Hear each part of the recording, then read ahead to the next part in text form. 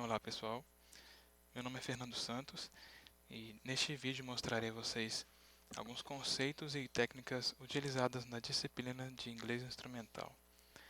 Disciplina tal que tem como objetivo capacitar a pessoa, num período curto, a ler e compreender o essencial em textos de língua inglesa, preparando a pessoa para uma habilidade na leitura.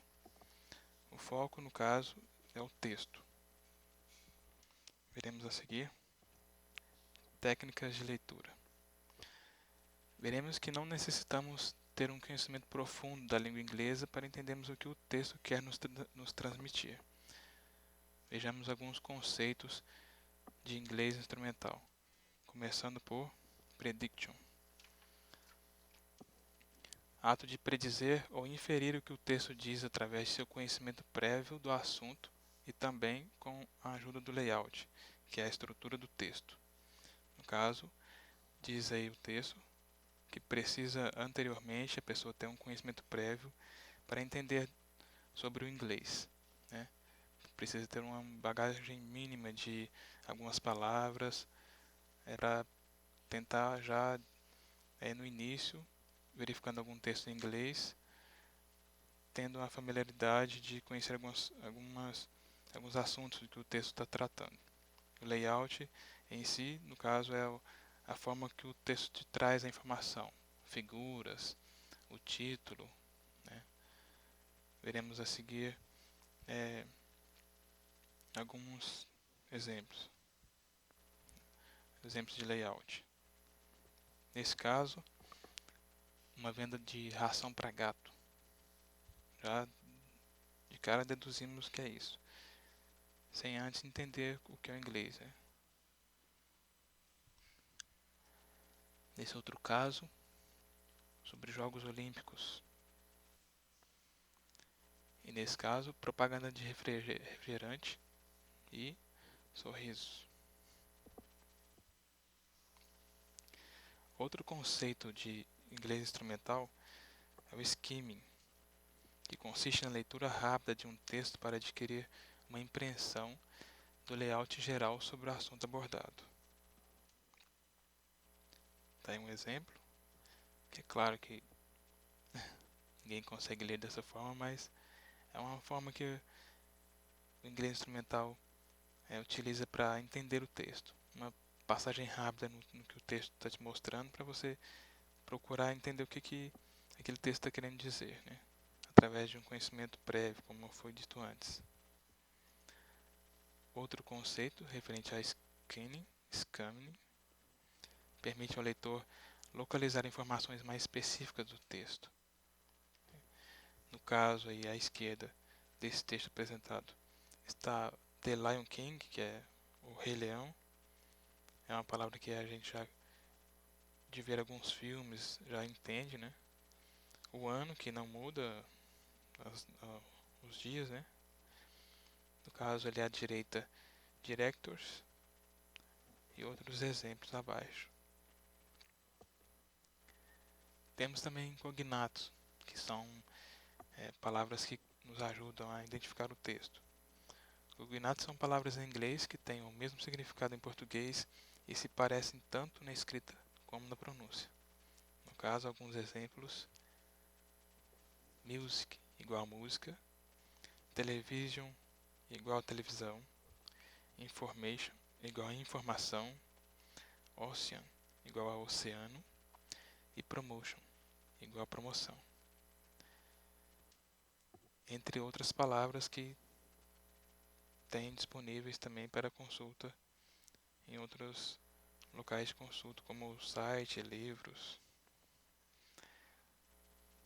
Ao contrário de cognatos, tem os falsos cognatos, que são palavras em inglês que possuem escrita parecida com a palavra em português, mas com um significado diferente. Alguns exemplos: actual, que no caso a tradução é exato ou verdadeiro, e não atual. Actually, que é na verdade e não atualidade, né? Advice, conselho. Advise, aconselhar. Costume, traje, vestuário. não costume, de ter algum costume.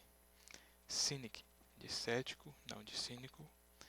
Data, de dados e informações, não de data como dia, mês e ano. Nesse caso, a tradução seria date. Disgust, no caso nojo.